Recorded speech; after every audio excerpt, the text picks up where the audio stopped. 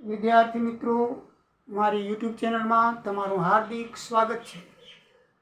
આજે આપણે cloud accounting 2ની અંદર સપ્લાય ચેઇન એન્ડ સંચાલન લોજિસ્ટિક યુનિટ 4ની શરૂઆત કરી રહ્યા છીએ. આ છેલ્લું ચેપ્ટર છે, છેલ્લું યુનિટ છે. તો મિત્રો, સપ્લાય ચેઇન સંચાલન અને લોજિસ્ટિક એને SCM કહેવામાં આવે છે, સપ્લાય ચેઇન મેનેજમેન્ટ, SCM. તો SCM શું છે અને એના વિશે આપણે થોડુંક જાણીએ. આમ તો મિત્રો, આ જગત હવે ડિજિટલ યુગમાં પ્રવેશી ગયું છે, એટલે આપણે બહારથી વિદેશથી ક્યાંયથી પણ વસ્તુ ઓનલાઈન મંગાવીએ છીએ. અને આપણે કોઈ પણ પ્રોડક્ટ ઉત્પન્ન કરવી હોય અથવા ઉત્પાદન કરવી હોય તો અલગ અલગ રો મટીરિયલ કે એના માટે જોઈતી જરૂરી વસ્તુ આપણે ઓનલાઈન મંગાવી શકીએ છીએ. તો આ બધું કેવી રીતે બને છે? દાખલા તરીકે તમે બધી એ ઓનલાઈન કોઈ પણ વસ્તુ ગમે ત્યાંથી ઓલ વર્લ્ડમાંથી મંગાવો તો તમારે ત્યાં આવી જાય છે. તો એ કેવી રીતે આવે છે, કેવી રીતે એ વસ્તુ બને છે, એના માટે આપણે આ સપ્લાય ચેઇન સંચાલન લોજિસ્ટિકની ઉપયોગિતા વિશે જોઈએ. તો મિત્રો, SCM એટલે કે કોઈ પણ વસ્તુ કે સર્વિસ પ્લાનિંગથી કરી અને બની જાય ત્યાં સુધી કસ્ટમર સુધી પહોંચાડવા સુધીની બધી એક્ટિવિટી છે એને SCM કહેવામાં આવે છે. SCM એટલે કે યોગ્ય વસ્તુનો યોગ્ય સમયે, યોગ્ય સ્થાને, કાર્યક્ષમ અને અસરકારક રીતે મળે તે માટે સપ્લાયર્સ, ઉત્પાદકો, વિતરકોને છૂટક વિક્રેતાઓને જોડતી એક સાંકળ છે જે કાચા માલથી ગ્રાહક સુધી વિતરણ થાય તેની સાથે મળીને કામ કરે છે. સપ્લાય ચેઇન મિત્રો એવું છે કે કોઈ પણ પ્રોડક્ટ છે એ ગ્રાહક સુધી પહોંચે અને યોગ્ય ઉત્પાદન બને, યોગ્ય પ્રોડક્ટ બને, યોગ્ય સમયે એને જ્યારે જરૂરિયાત છે ત્યારે, યોગ્ય સ્થળે અને જ્યાં જરૂર છે ત્યાં કાર્યક્ષમ રીતે, અસરકારક રીતે, કોઈ પણ ટાઈમ ગુમાયા વગર મળે તે માટે આ સપ્લાયર્સ, ઉત્પાદક, વિતરક અને છૂટક વિક્રેતાઓને જોડતી એક કડી એટલે સપ્લાય ચેઇન મેનેજમેન્ટ છે. બરાબર છે? તમે એ ઇન્ડિવિડ્યુઅલ એટલે ગ્રાહકથી કરી, ઇન્ડિવિડ્યુઅલથી કરીને ઓર્ગેનાઇઝેશન કરીને રિસોર્સ સુધી, રિસોર્સથી કરીને ટેકનોલોજી સુધી, ટેકનોલોજીથી કરીને એક્ટિવિટી સુધી એ આમ ચેન એક ગોળ આ ચેન ફર્યા કરે છે. સૌથી પહેલાં આપણે પ્લાનિંગ કરવાનું હોય કે તમે કોઈ પ્રોડક્ટનું પ્લાનિંગ કર્યું તો એ માટે રો મટીરિયલ શું જોશે? તો પ્લાનિંગથી આવે રો મટીરિયલ. રો મટીરિયલ આવી ગયા પછી આપણે એનું મેન્યુફેક્ચરિંગ કરવું પડશે. તો પછી આ મેન્યુફેક્ચરિંગ બાદ પ્રોડક્ટ તૈયાર થઈ ગઈ તો પ્રોડક્ટને આપણે બજારમાં પહોંચાડવા માટે આપણે લોજિસ્ટિક, ડિસ્ટ્રીબ્યુટર અને એને ગોદામ બનાવવું પડશે. વસ્તુ બનાવીને એને ગોદામમાં રાખવાની અને એને પછી વાહન વ્યવહાર દ્વારા, ટ્રાન્સપોર્ટ દ્વારા ડિસ્ટ્રીબ્યુટરને મોકલવાની. ડિસ્ટ્રીબ્યુટર શું કરશે? એ રિટેલરને મોકલશે અને રિટેલ શું કરશે? કન્ઝ્યુમર, ગ્રાહકોને મોકલશે. બરાબર છે? ડિમાન્ડ થશે વસ્તુની. એટલે આ રીતે આમ ચક્ર ચાલ્યા જ કરશે. અને આ જે ચક્ર છે એનું બરાબર રીતે ચેકિંગ કરવામાં આવે છે, એનું સંચાલન કરવામાં આવે છે. આ જો ચક્રની અંદર એક પણ વસ્તુ, આ 6 પગલામાંથી કોઈ પણ વસ્તુ નબળી બની જાય તો એ સંચાલન બરાબર યોગ્ય નથી, પ્રોડક્ટ નબળી બની જાય છે. અને એનું સંચાલન કરવું એટલે જ SCM કહેવામાં આવે છે, સપ્લાય ચેઇન મેનેજમેન્ટ. આનું મેનેજમેન્ટ કરવું એ જ સંચાલન SCM કહેવામાં આવે છે. અને કંપની આના ઉપર પૂરેપૂરો ભરોસો રાખે છે. શું કામ ભરોસો રાખે છે? કારણ કે આમાં બધી વસ્તુનું ટ્રેકિંગ થઈ જાય છે. રો મટીરિયલનું ટ્રેકિંગ થઈ જાય છે, મેન્યુફેક્ચરનું ટ્રેકિંગ થઈ જાય છે, ડિસ્ટ્રીબ્યુટરનું ટ્રેકિંગ થઈ જાય છે, રિટેલરનું ટ્રેકિંગ થઈ જાય, કન્ઝ્યુમરનું પણ આપણને ખ્યાલ આવી જાય છે એના મનનો કે વસ્તુ ઉત્પાદન લેવાય છે કે નથી લેવાતી, બજારનો ખ્યાલ આવી જાય છે. તો આ રીતે આ SCM જે છે એ આખી વસ્તુ ઉત્પાદનથી કરી અને ગ્રાહક સુધીની પહોંચતી એક જાતની સેવા કરી છે. કોઈ પણ વસ્તુ કે સેવાને પહોંચાડતી ગ્રાહક સુધીની એક સાંકળ છે. શું છે? સાંકળ છે. તો મિત્રો, આની અંદર જો કોઈ એક વસ્તુ છે એ બરાબર ન કામ કરે તો એનાથી કંપનીને ગેરફાયદો થઈ શકે છે. બરાબર છે? એટલે એનું મહત્ત્વ એટલું છે. તો એનું મહત્ત્વ શું છે? તો એનું મહત્ત્વ 4 કારણો છે. પહેલું છે માર્કેટ કવરેજ. તો સપ્લાય ચેન ખાતરી કરે છે કે ગ્રાહકો જ્યાં ઈચ્છે ત્યાં ઉત્પાદનો એના ઉપલબ્ધ થાય.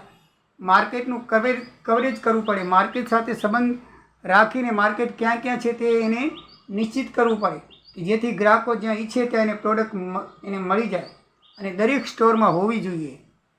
પછી બીજું છે ટ્રાન્સપોર્ટેશન નેટવર્ક. તો એ વસ્તુ પહોંચાડવા માટે આપણે ટ્રાન્સપોર્ટેશન બરાબર હોવું જોઈએ. શહેરોની અંદર પહોંચાડવા માટે ટ્રકો છે, બહાર વિદેશમાં પહોંચાડવા માટે સ્ટીમર કે વિમાન છે, અથવા અંદર બહુ દૂર સુધી પહોંચાડવા માટે દેશની અંદર રેલવે વગેરે દ્વારા યોગ્ય વ્યવસ્થા કરવી જોઈએ. ટ્રાન્સપોર્ટેશન નેટવર્ક યોગ્ય હોવું જોઈએ. પછી વૈશ્વિકીકરણ. કંપનીઓ વિવિધ વિક્રેતાઓ પાસેથી સામગ્રી સમગ્ર ખંડોમાંથી મંગાવીને કામ કરે છે. તો વૈશ્વિકીકરણની જટિલ માળખાને આ એસીએમ સુમેળ બનાવે છે. પછી એ જે વસ્તુ છે એ યોગ્ય ઉત્પાદન થવું જોઈએ, યોગ્ય સમયે મળવું જોઈએ, યોગ્ય સ્થાને મળવું જોઈએ અને યોગ્ય કિંમતે મળવું જોઈએ. એનો મુખ્ય હેતુ છે. તો આ 4 હેતુ છે કોના? એસીએમના. હવે એના ઘટકો કયા છે? તો એના ઘટકો છે મિત્રો 6 ઘટકો છે. પ્રાપ્તિ. પહેલું છે પ્રાપ્તિ. એટલે આમાં ઉત્પાદન માટે જરૂરી કાચો માલ છે એ ક્યાંથી મેળવવો. એક કંપનીમાંથી બીજે કંપનીમાંથી માલ મેળવવો જોઈએ. દાખલા તરીકે આપણે કોઈ વસ્તુ બનાવી છે, દાખલા તરીકે માનો કે સ્માર્ટફોન બનાવો છે, તો એ માટેની સ્ક્રીન, પ્રોસેસર, બેટરી વગેરે જરૂરી ઘટકો ઊભા થાય એ ક્યાંથી પ્રાપ્ત કરવા એના વિશે આપણે સુનિશ્ચિત પછી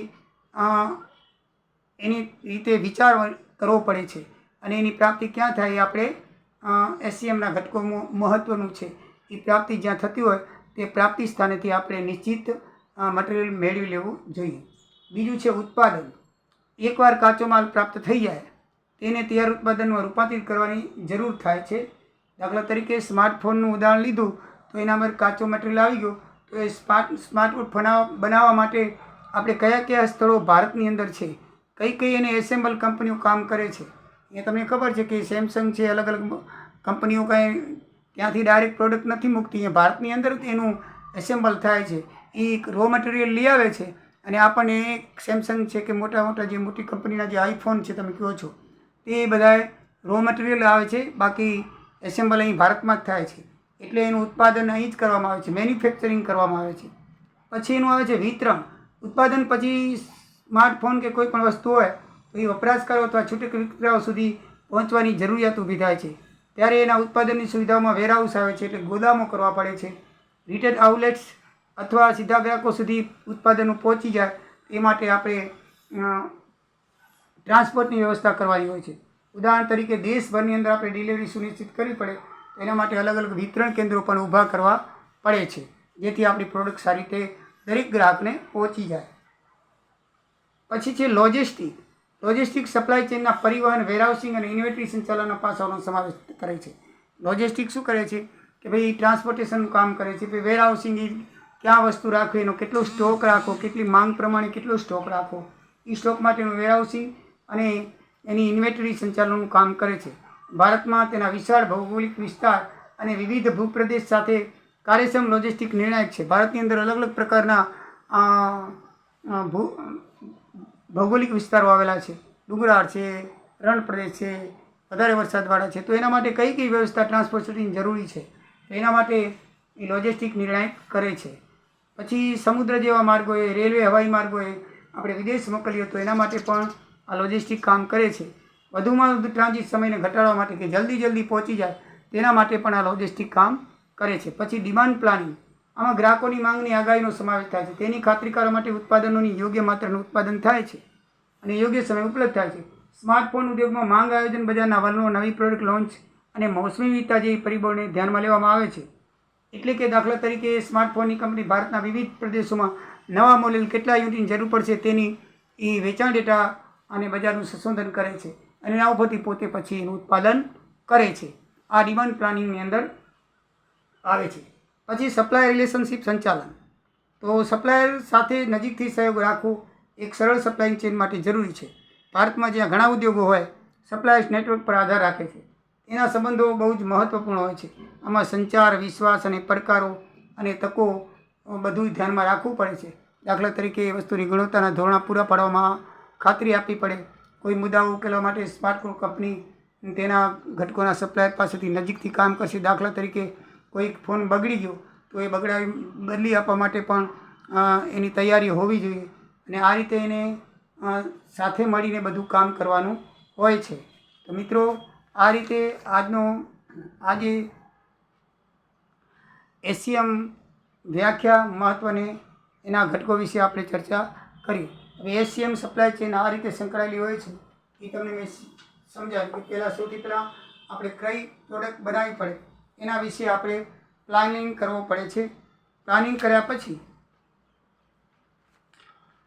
એની રો મટીરિયલ મંગાવવામાં આવે છે, પછી મેન્યુફેક્ચરિંગ કરવામાં આવે છે, પછી એ ડિસ્ટ્રીબ્યુટર્સને મોકલી વાહન દ્વારા રિટેલર મોકલવામાં આવે છે. રિટેલર છે એ કન્ઝ્યુમર સુધી, ગ્રાહક સુધી જાય છે અને વસ્તુ ત્યાં વેચાય છે. આમાં પ્રોડક્ટ પણ સારી રીતે ચેકિંગ થઈ જાય છે. આની ઉપર કંપની બરાબર ધ્યાન રાખે છે. અને કંપની શા માટે એને ફોલો કરે છે?